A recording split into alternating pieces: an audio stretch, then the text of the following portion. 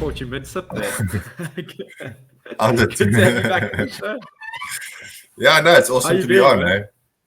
Lekker, man. Good It's to have been you back. very, very busy. Yeah, awesome. Lekker, Yeah, I man. saw you. When did I see you? 2 weeks ago in Cape Town for the Bitcoin meetup. Yeah, Was it a week ago? 2 has weeks it ago? already been 2 weeks? Yeah, I think so. yeah, it's been 2 weeks. That was awesome, man. Thanks again for doing that. Yeah. Oh, my pleasure, bro. It's just it's purely Really selfish. cool. I get to hang out with a bunch of like-minded Bitcoiners and eat steak. So yeah. No, for sure. But so people might not have seen you on the pod. It's been about a year, I think, maybe about a year, but a lot's happened since then.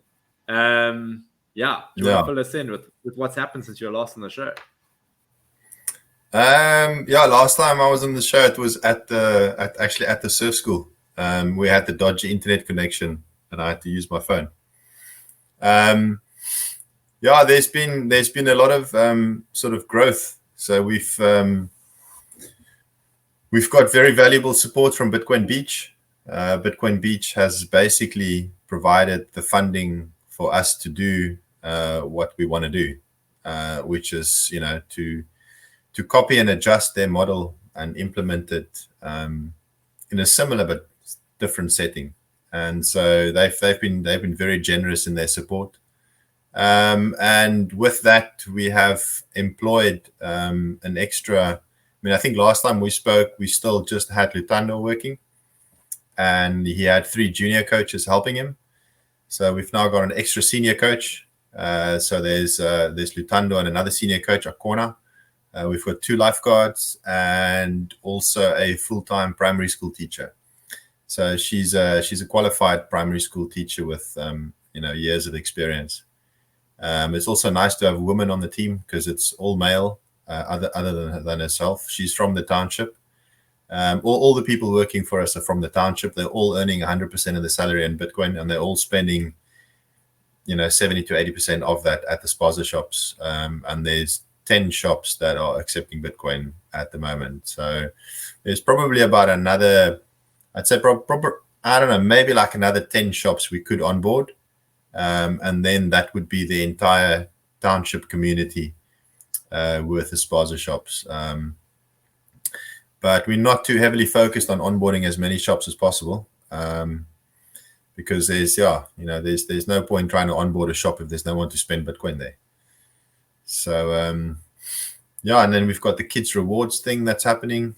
That's also relatively new.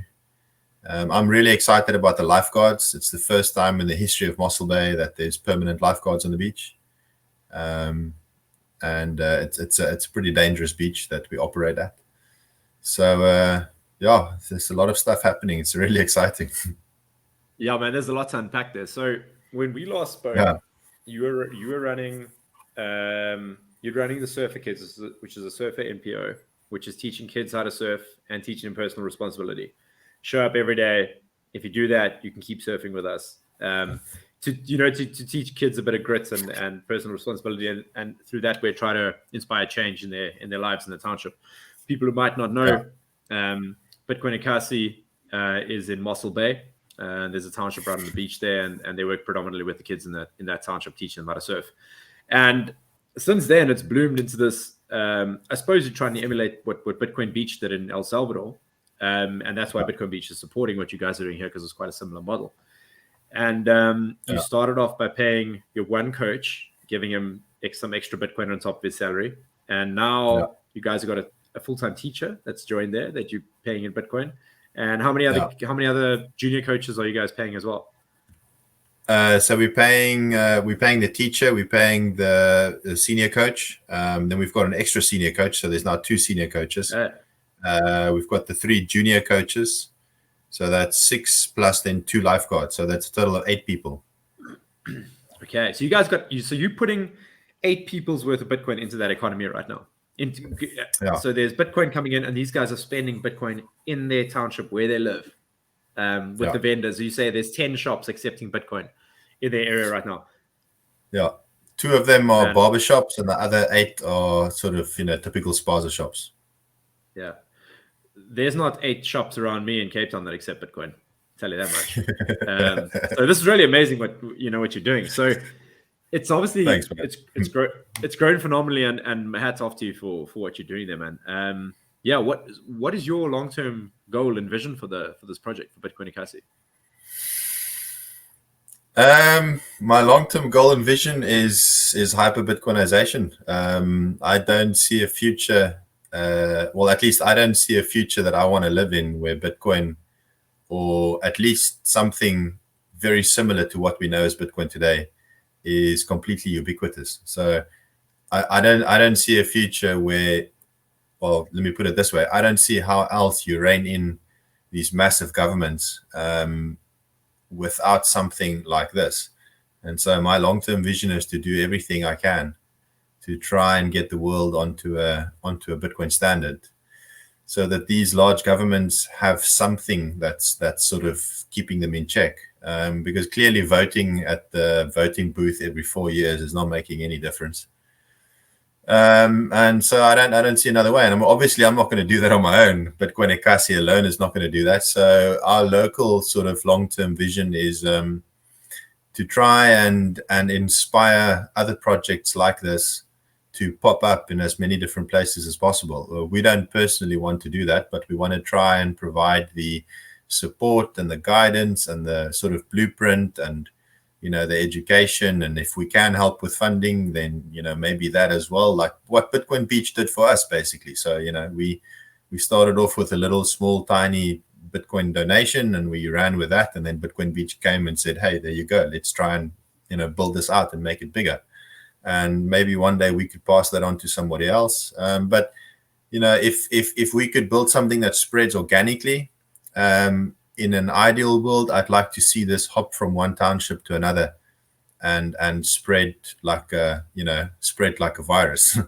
where it just goes viral from township to township, because that's where the masses live in South Africa. And if you could get it going there, then that's about as grassroots as it gets. And also, I mean, I don't want to sound too idealistic, but this country is not on a particularly positive trajectory politically, and the poor masses are being put in an ever more desperate situation, day after day, year after year. Inflation hits hardest in poor areas first, and so if there's something that can give people hope, then that's another reason why I'd like to see the spread, because maybe it can mitigate some of the consequences that's going to come as a result of that desperation. I mean, we saw what that desperation can do last year, July, when these riots erupted. When people are desperate and they've got nothing to lose, then that's what happens. And somehow something has to give them some hope.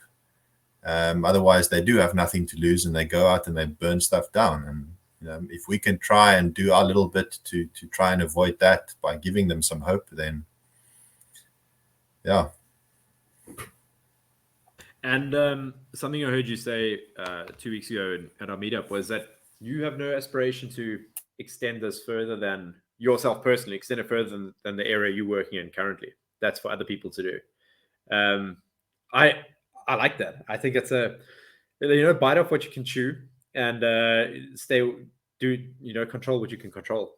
I don't think it's viable to be like, I'm going to change every single township in South Africa personally. Maybe you can start that fire, but you pass the torch on to other people. Yeah. I mean, what do you think? Yeah, I mean, at 100%. I don't want to put myself in a position where I'm a figurehead or anything like that. Not at all. I want to approach this the way Bitcoin Beach approached us, which is, look, we like what you're doing. Let's try and support you in whichever way we can, but you go ahead and do it and implement it the way you think best. And so, I had a very interesting conversation with a person on Saturday who is looking to start something also based around Bitcoin and the Lightning Network.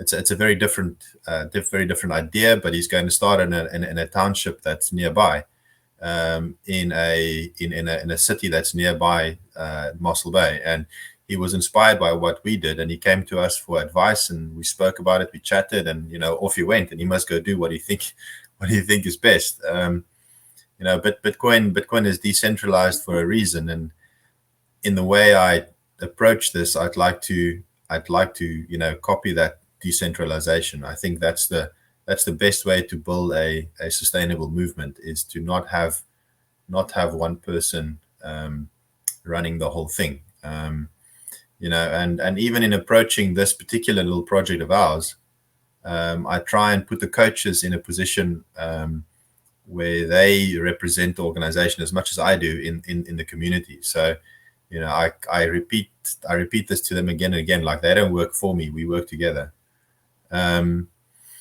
So yeah, I like the idea of decentralizing everything, including my work and my effort, and even myself.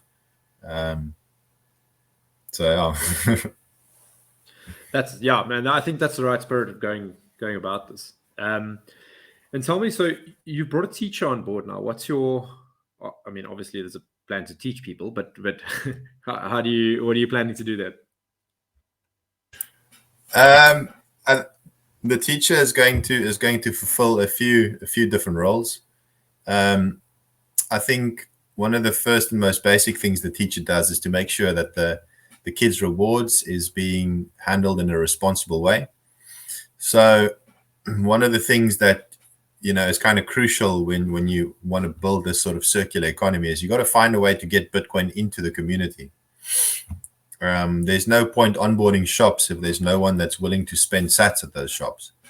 So, one of the obvious ways in which we get Bitcoin into the community is we employ people, they work, they do a particular job, we pay them in Bitcoin, they go to the shops. But another way we do that is by paying kids rewards. It's a very small reward. They only earn about 30 Rand a week each. So with $30, you can buy a bread and a milk,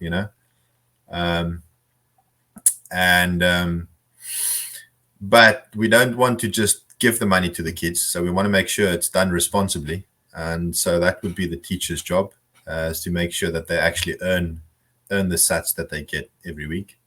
And then the teacher will also be running an education center, where both the children in the program will learn. Her mandate, the teacher's mandate is basically to help the children answer 3 questions. What is Bitcoin? How does it work? And why is it important? And so everything she does is going to be focused towards those 3 questions. There will be a lot of mathematics and language and that sort of thing involved, because you can't do anything without the basic literacy skills. So she'll be running that. And then as an extension of that, anybody from the community who's not a part of the program but also wants to learn about Bitcoin will have a place to walk into and come and learn. If there's something wrong with a wallet, if they'd like to know more about whatever, there's a physical location with a physical person sitting there that they can have a face-to-face conversation with. And it's got to be in that format, because literature only goes so far in a community where illiteracy is unfortunately quite prevalent. So it's got to be verbal, it's got to be oral. The communication, you've got to have the physical person there, and so that's going to be our main way to make sure that what we are doing is as responsible as possible. We want people to choose to use Bitcoin. We don't want to give anyone the impression. I mean, that's not what we're doing anyway, but we don't want to even give people the opportunity to have the impression that we are putting pressure on anyone to adopt Bitcoin. We want to give them the education, and then they must decide for themselves, is this something that they will find useful or not? Yeah, man, that's a great approach. And tell me, have you, over the last year, what changes have you seen happening in the kids in the community? Do you feel like it's starting to make an impact? Yeah, I mean, yeah, I wasn't sure how I was going to chat about this the first time, but I might as well mention it now. our senior coach Lutando, who's been with us for the longest period of time, he opened his first Lightning channel yesterday, and so he's got a node that was brought here by Anita Posh. She came and she brought him a full node, and I mean, one has to keep in mind that this guy, he'd been working for us for 3 years before we started Bitcoin eKasi. So he started in 2018. By the time when we started Bitcoin eKasi last year, August, he'd been with us for 3 years, but his work was entirely physical up until that point. And he was only introduced to Bitcoin a year ago. He barely finished matric.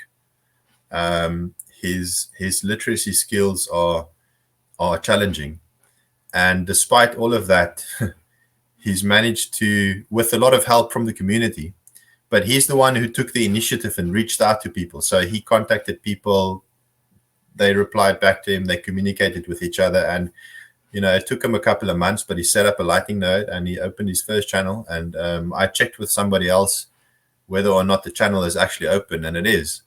So he's got a Lightning channel, and I mean, that's the kind of thing that I've never, in the 10 years that I've been running this nonprofit in that township, I've never experienced that amount of dedication and commitment towards achieving something. Running the surfing program, it always felt a little bit like it felt like a hell of a uphill battle. I knew that the kids and the coaches could learn something through surfing, but it never felt like it was really hitting home. Whereas when we introduced Bitcoin, these sort of things started happening. Lutando's incredible progress in teaching himself a new skill. I mean, he had guidance from me, he had guidance from the rest of the community, but it was up to him whether or not he was going to absorb that information, spend 2 or 3 hours each night after work hours reading, going through stuff. That was up to him, which he did. And that's one of a few different examples of things that I've seen that I never saw before introducing this. So it's, I can't say 100% for sure why this sort of thing happens, but I think it's because Bitcoin gives people like him hope, probably in a very different way than I experience it. Coming from my background, even if I didn't have Bitcoin, I'd feel a little bit more, I would feel a lot more bleak about the world, but at least my immediate surroundings are taken care of. Whereas for somebody from a more challenging background, it's almost that hope is very, very real. And I think because it gives people hope, they tend to make more effort towards working for a better future for themselves and for those around them. I suppose it's the same thing that grabbed hold of us initially, and that's why we're in Bitcoin, is what Lutando and the other coaches are starting to experience as well now. Like when the penny finally drops and you're like, oh wait, this changes everything, and this changes everything means it can change your immediate circumstances if you're living in a township, drastically. And it's not just the financial value, it's the going and teaching yourself new skills that come with it, and just the fact that Lutando has now got a Lightning channel open, that means he's connected to an entire network of people all around the world who share a common value that he does.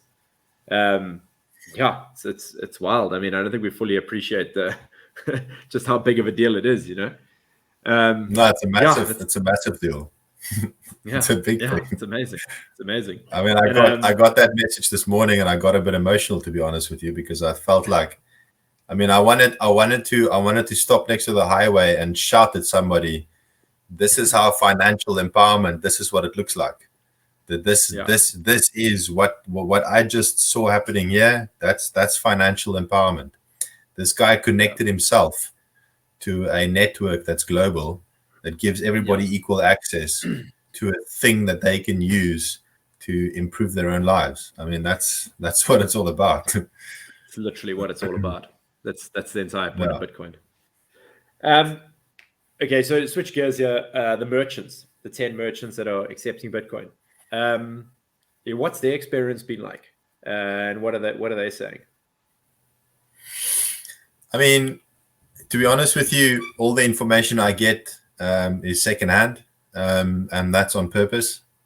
So I want the coaches like Lutando and Akona to be the ones who deal with the merchants. I want them to be the face of the organization in the township.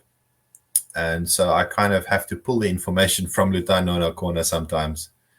But so far the experience has been, I'd say, probably between neutral and very positive. So it ranges. We've never, I mean, we haven't had any merchants not accept Bitcoin. So everybody we've onboarded since last year, August, has stayed on board, which I think is quite significant. Yeah, that's a big deal. In a low turnover community where not a lot of people are paying in Bitcoin, like that's a big deal, right? Yeah, and I've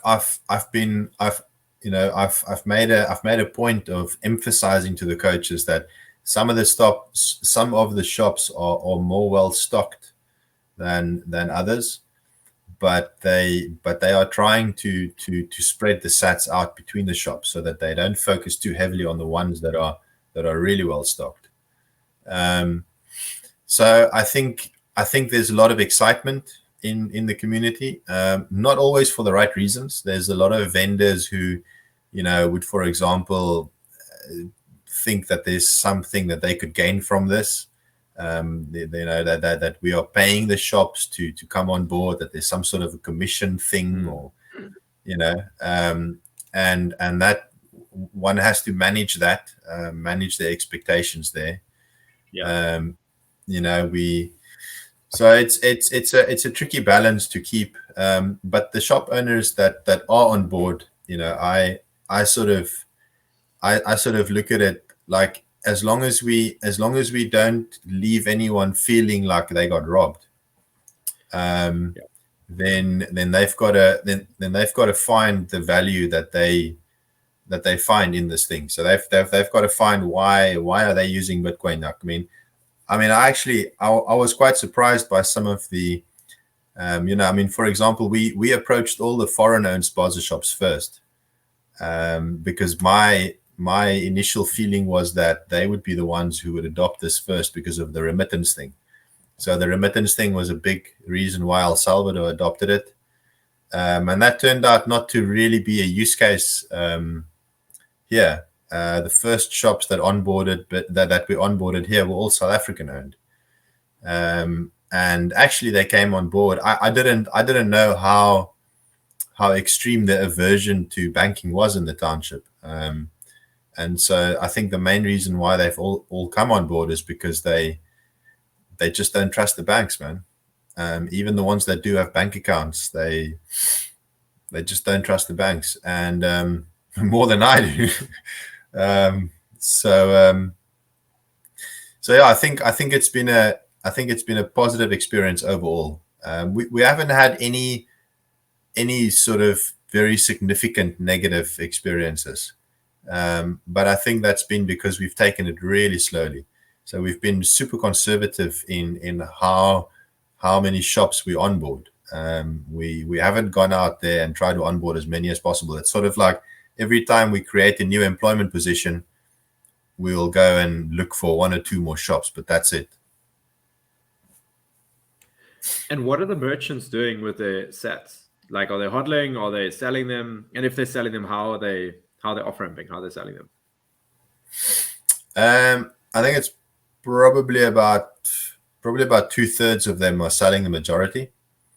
But of that, a significant amount is selling it through services like Bitrefill, where they would do things that they wouldn't be able to do otherwise. So they'd buy airtime, for example. They'd buy data. Whereas before they would have to physically walk to another store to go and buy themselves data. They can now do it from their phones. I think there are some of them who are actually using it to send money over a distance, so they don't actually have to physically walk anymore with a bag of cash. Well, not a bag of cash, but with a 100 Rand note. So they are, some of them are using it for that purpose. At least 2 of the shop owners are hodling onto the majority of their Bitcoin, and one in particular, one lady in particular has built up a significant stack. I was quite impressed. And if there is another bull market, I think her story is going to be a very interesting story, because she's going to become quite a legend if she manages to hold on to all of it. Yeah, sounds like we need to set her up with a multi-sig. Because she's got a hardware wallet. She got a hardware wallet. Okay, well, that's good. But security in the township is a big deal, right?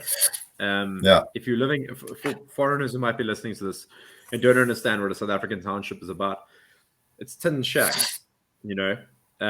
Someone can kick your door in very easily and come and rob you, and crime is obviously rampant in those areas. So the $5 wrench attack is like a very real, the most real threat in the township for losing your sats, right? And so I suppose that's the next thing. Like, how do you educate people on how to secure their Bitcoin? Cool, you got your 12 words, but you need seed plates, you need that kind of thing. So, like, are you guys doing some work with the coaches on the security side, or is that you not got there yet? It's they haven't got enough to make it worthwhile yet. No, I think, the coaches, I've been encouraging the coaches to save. I think we are running a little internal competition to see who can save the biggest amount of sats by the end of the year.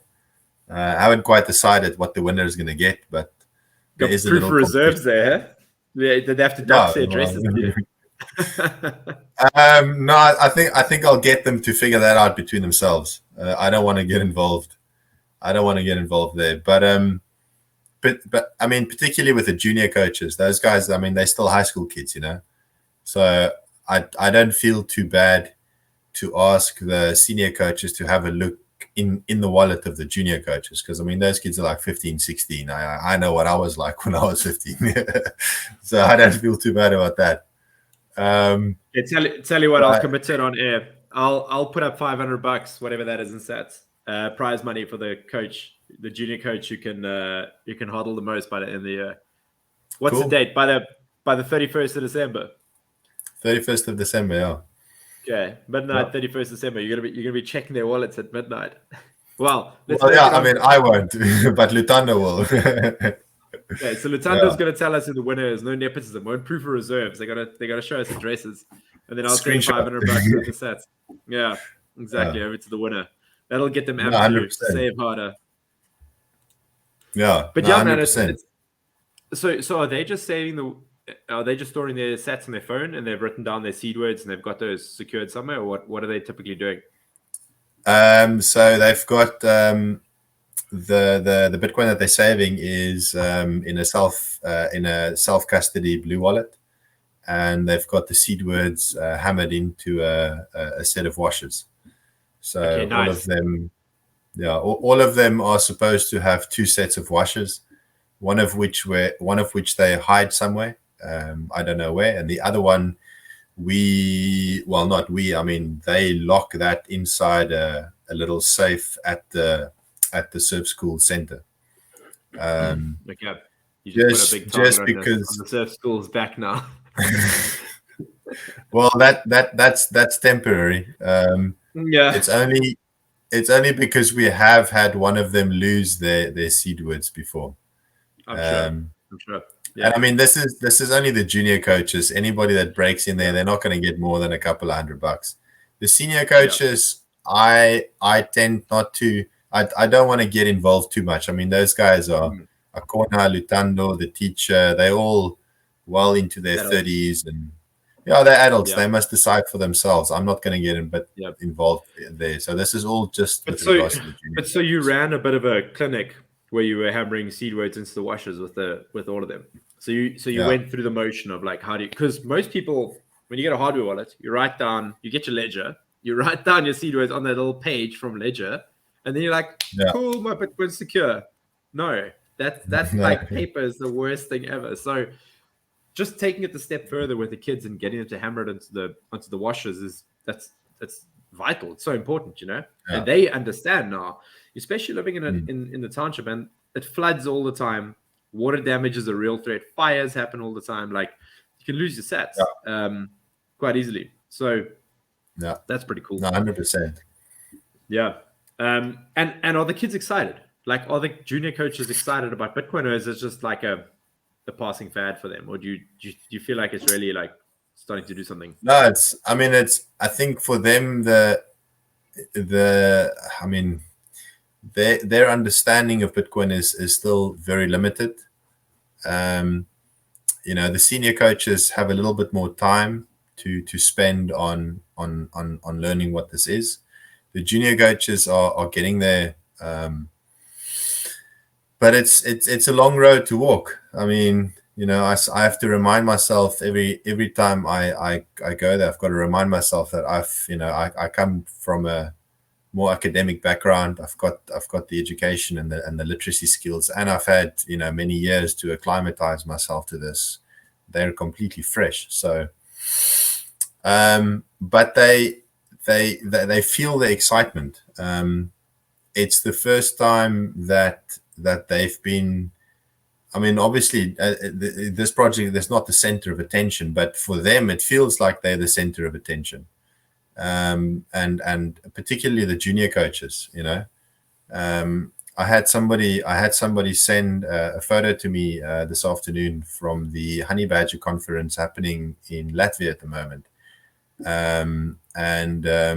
They were discussing Bitcoin eKasi, and there was a photo on the, being projected onto one of the stages where somebody is talking. I'm like, I hope they get it, but I think they do, and I think they feel that excitement because I can show them on the map, hey, this is where that is. It's on the other side of the world, and somebody's talking about you, and that's that's a bit of a mind shift. And this is something this is obviously not Bitcoin specific, but it's related to Bitcoin because that's how they got themselves in this position.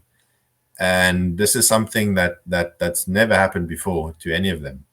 The NPO that we've been running for all these years has never had this sort of attention focused on itself. So that excitement alone is giving them a lot to feel better about. There's something out there that's worth pursuing. Yeah, man, and it kind of creates like a clear path for them if they choose to pursue Bitcoin. There's like a viable career path for them there. It's tough to figure out what that career exactly is going to be, but there's something in Bitcoin, and Bitcoin jobs are becoming a reality, and these kids are lining themselves up for it. By the time they, if they're 15, 16 now, by the time they get into their mid-20s, like they'll have a decade of experience in this, more than the rest of us have got already, So this, the sky's the limit. It's it's exciting, and particularly in South Africa, man, where like opportunities are few and far between. And that's, I suppose, really why this project is so amazing. It's not, you're not doing this in Camps Bay, it's not happening in like in Constantia. It's happening in the townships where they need it most, and where Bitcoin is supposed to be, fixing things the most. So, yeah, it's great. Dude, one thing I want to ask you, I saw at the meetup a bunch of guys with their Bitcoin eKasi t-shirts, and I was there sitting without one. It's pretty bleak. So where can we get a hold of some Bitcoin eKasi swag? Have you guys got an online store? I wish we had our own online store. We don't, but on the website we've got a link that links to an external website. It's locally produced. It's printed up in Joburg, and then they can ship within South Africa. We don't have an international shipping solution yet. Can pay with Bitcoin, so they accept Bitcoin. The shirts are pretty well priced. The quality is pretty good. There's also hoodies and jackets. Sweet. Yeah, the hoodies are really cool. They made our Bitwise hoodies for us as well. They do good work. If anyone's looking for corporate swag made, hit up Mystic Turtles. They know what they're doing. But they okay, I got it. Awesome quality. Yeah. So and they accept Bitcoin, which is ideal. And they're both orange pilled over there. So aside from getting hold of some merch, I presume that merch goes towards Bitcoin eKasi, or the sats, go towards Bitcoin eKasi. Some of it. Maybe I put you on the spot there. Some of it, yeah. I mean, obviously they've got to cover their costs. Of course, yeah. So aside from buying some merch, how can people get involved if they want to get involved with Bitcoin eKasi? I mean, there's quite a lot of stuff that has to happen. So I'm talking to Bitcoiners at the moment with regards to technical solutions moving forward in terms of we'd like to move away from using fully custodial Lightning wallets. So on chain, I mean, I was listening to your previous podcast with Kotatsu, and he also made the same point. On chain, or was it I think it was either one of you made this point. On chain self custody is relatively simple by now, and all the coaches and merchants are taking self custody when it's on chain, and I don't see any reason why it should be necessary to move towards a custodial setup for on-chain Bitcoin. But Lightning is a different story, eh? It's a different story, bro. I mean, I'm under no illusions that running a Lightning node, I mean, I find it challenging. In fact, I've only just started. I've had the thing sitting on my desk for months, and it's just like, that's a whole different ball game. And I'm not entirely and I'm not entirely clueless when it comes to Bitcoin. So if it's challenging for me, then so that's sort of one area where people can jump in. There are two people that I'm chatting to, South African Bitcoiners, who's helping there. There's other ways in which people can help. Like for example, you mentioned the web shop. So I built a really basic website. I mean, look, my background is not technical at all. I come into Bitcoin from a very different perspective. It took me years, and my head exploded many times to sort of understand the basics of the technicalities. My interest is far more oriented towards human nature and why it is that we are so fucked. So if people want to jump on board and help with anything technical, there's a lot of room for improvement. The website can be made a lot better. We can integrate our own web shop maybe into the website, so that people don't have to go to an external site to order stuff. Helping the web store to set up Lightning, because at the moment they only take on-chain payments, stuff like that. There's lots of technical things that need help, and that's not making a financial contribution. That's just a contribution of time and skills and That's the big one, man. And this is what. So we've been fostering this local community of Bitcoin maxis for the last, I don't know, year and a half or so. And dude, the amount of value all of us, I think, get out of that group is huge, because there's just always someone to come out the woodwork to help you when you're trying to do something. Like everyone's always like up to something.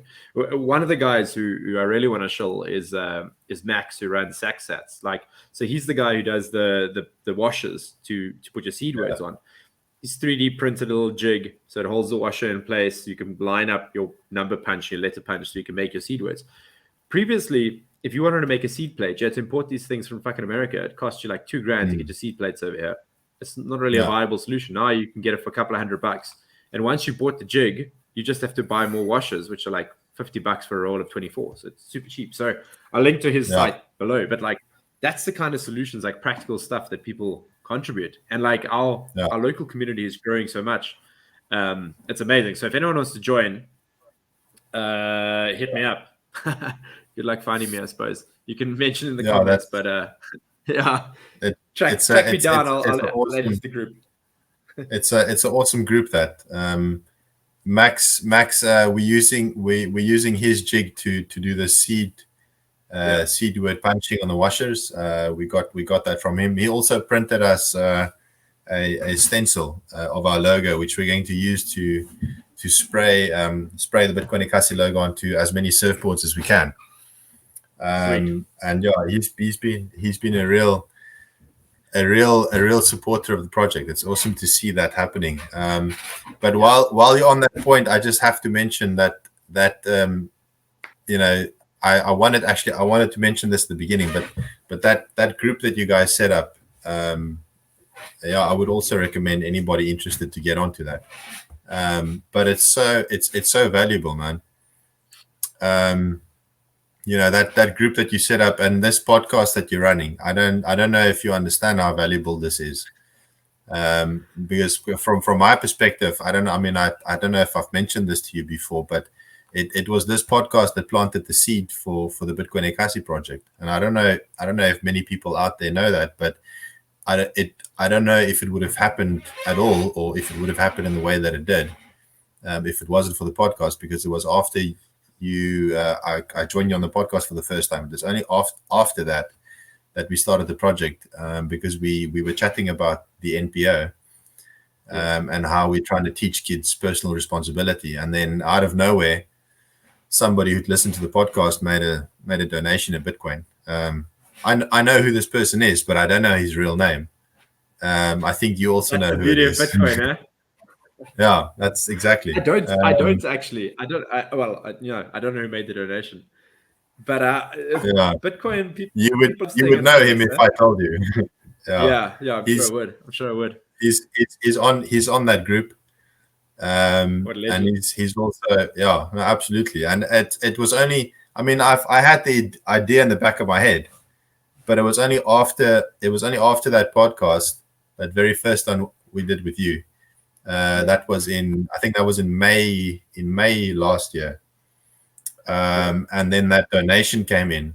And when that donation came in, and that was as a direct result of the podcast, that's when, it really clicked. And I was like, okay, well, I don't have an excuse not to do it anymore. For me, that if nothing ever comes of this podcast, like that alone is the best. Just how everything has been worth it. That it can inspire something as awesome as Bitcoin eKasi that is being talked about, in Bitcoin circles all over the world. It's amazing, and it's changing lives. It's really, and if it changes 10 lives, that's enough, So yeah, I mean, I'm very stoked, and that's literally why I do this. It's to spread the cult of Bitcoin. But absolutely, it's yeah. But yeah, I mean, it's great that it's working out. And thank you for saying that. I mean, it's I'm glad I can contribute in my own small way. And the only thing I ask is that people who want to get involved do get involved. You don't have to. If you can donate sats, that's great. You can go to Hermann's website, bitcoinekasi.co or .com. What's the there's bitcoinekasi.com, but that one has sometimes been giving some issues. So there's also bitcoin-bay.org. Okay. I mean, that's another thing that for the love of God, I can't figure out why that fucking domain is giving me problems. So there's lots to help with. Well, I'll link to both in the description. You can head over there and you can send some sats over to Bitcoin eKasi. That helps pay salaries, pay coaches, pay the teacher they've got there now. It helps keep running things. But then also, if you're a Bitcoiner with any skills, reach out to Hermann, get down to Mossel Bay. It's a great place. Mossel Bay is one of the most underrated towns in the country. Head over there, spend a couple of days, see what's going on, and get involved where you can. Help them spin up nodes, help them hammer out seed plates, whatever needs doing. There's a lot of skills that need to be transferred there. And if other people can help, I suppose spreading the word, buying merch. I mean, on that topic, I must also mention that you say come to Mossel Bay and check it out, and that sounds like but how's that going to help? But I mean, actually physically coming here, it's out of the way. Mossel Bay is not it's not an hour drive outside Cape Town. No. It's a solid road trip, you know. Worth it. And yeah, I mean, it's worth it 100%, but it takes effort to get out here. But I've seen that when people actually physically visit and physically go up to the township, it has a hell of an impact, both on the project but also on the person who comes and has that experience. And that's also part of the reason why we're doing this. So just coming out here, visiting and visiting the project, and that helps a hell of a lot, because the person, whoever it is that comes to visit, is going to go back and they're going to talk about the project in a very different way than they would have before, after having the physical experience. Because even myself, I've been up to the township many times now, but every time I go up there and I walk out of a spaza shop with a cool drink or whatever, I just bought it with Bitcoin, and there was no middleman. Like, those sats are not being converted. I'm giving the shop owner sats, and the shop owner is giving me whatever I want. And it's not like it's a gimmick, because the coaches walk out of there with bags full of groceries, day after day, week after week. That changes a person's perspective, from Bitcoin being money, being this theoretical idea, to it actually, well, fuck, it's money. And that would actually help, because the person who visited just becomes so much more effective in telling other people, hey, Bitcoin is money. Stop fucking around. And to no one is it more real than those coaches and the vendors, right? Because they are the ones doing the trade. And they're like, obviously the vendors like, obviously this is money. I give people goods, they leave the shop, they give me Bitcoin. I trust Bitcoin enough to give people goods and let them leave with it. Like, it's obviously money to them, and then they carry on and use it. And like you say, some of them change it back to rands, and some of them buy airtime and use Bitcoin however they see fit. Like, it's amazing. And the other thing that people need to understand about Mossel Bay is the surf pumps in Mossel Bay. Really, really good surf. And it's uncrowded. Yeah, and it's uncrowded because there's so many sharks. Yeah. But it's uncrowded. Yeah, there's a couple of them here. That paddle across from inner pool to outer pool, when you paddle across that channel, is the most terrifying paddle. It's like 20 meters. You just like that one deep section is like, whoop, feel like I'm getting washed. But the waves pump. Yeah, no, there's good waves, and it's uncrowded, and I mean it really is a beautiful place. Yeah. And especially from the township, when you're standing up there, I mean, if you can ignore the mess that you're standing in, the view is just it's something else, eh?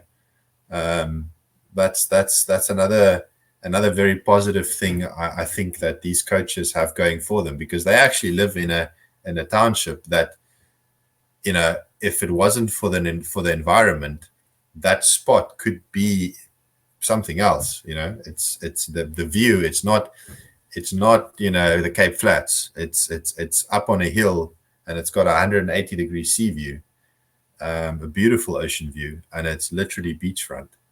So yeah, man, I'm telling you, there's an incentive there to clean up that spot and pick up all the trash. As soon as we figure out how to start incinerating trash and run Bitcoin miners off of that energy, we'll clean all those townships up at no time, because people just be bringing plastic to you, because it'll be a commodity then, right? They're like, I'll get some money back. I'll get some sats back for this plastic I bring in, because you're going to chuck it in the incinerator and it's going to make some more Bitcoin. So you heard it here first, guys. That's how you clean the townships. Yeah. No, right, absolutely. On that bombshell, Hermann, I think we're going to leave it there. Thank you so much for your time once again. It's always great having you on the show. And I think I owe you a trip down to Mossel Bay before you come up to Cape Town next. I'm going to come catch some waves and see what you're doing. Well, I've been down to Cape Town twice now. So. Yeah, I know. So taking care of you two at least. It's true. Look, any excuse to get to the garden route, bro. You don't have to twist my rubber arm. I'll be there. Yeah. No, let's make it happen. Let's make it happen. Let's do it. Lekker. Cool. Hermann, so good to chat to you again, bro. Thanks, bud. We'll see you soon. Likewise.